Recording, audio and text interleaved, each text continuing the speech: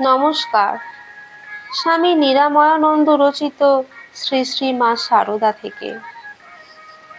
দোল পূর্ণিমা সমাগত। গ্রামের মেয়েরা অনেকে কলিকাতা যাইবে গঙ্গা স্নান করিতে।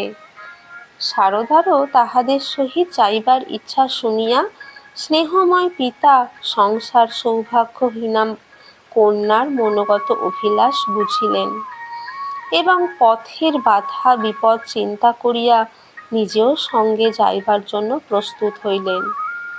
দীর্ঘ পথ চলার অভ্যাস নাই। সারদার কোমল পদতলে কঠিন মাটি কাঁটার মতো বিঁধিতেছে। সকল বিঘ্ন তুচ্ছ করিয়া তরঙ্গিনী চলিয়াছে সাগর সঙ্গমে। ক্রমাগত 2 দিন চলিবার পর মনের আবেগ সত্ত্বেও সারদার শরীর বড় কাতর হইয়া পড়িল। খুব জ্বর আসিল। উপায়ান্তর না দেখিয়া পিতা তাহাকে লইয়া নিকটবর্তী চটিতে উঠিলেন। জ্বরের ঝোঁকে ও মনের দুঃখে সারদা বেহুশ হইয়া ঘুমাইয়া পড়িলেন। সেই অবস্থায় অনুভব করিলেন কে একটি কালো মেয়ে তাহার শিয়রে বসিয়া গায়ে মাথায় হাত বুলাইয়া দিতেছে। কি ঠান্ডা হাত দুটি! তাহার সব জ্বালা জুড়াইয়া গেল। তিনি তাহাকে জিজ্ঞাসা করিলেন, কে গা তুমি? কোথা থেকে এলে? মেয়েটি বলিল, আমি তোমার বোন, দক্ষিণেশ্বর থেকে আসছি। সারদা বলিলেন, আহা, দক্ষিণেশ্বর থেকে আসছো? তিনি কেমন আছেন?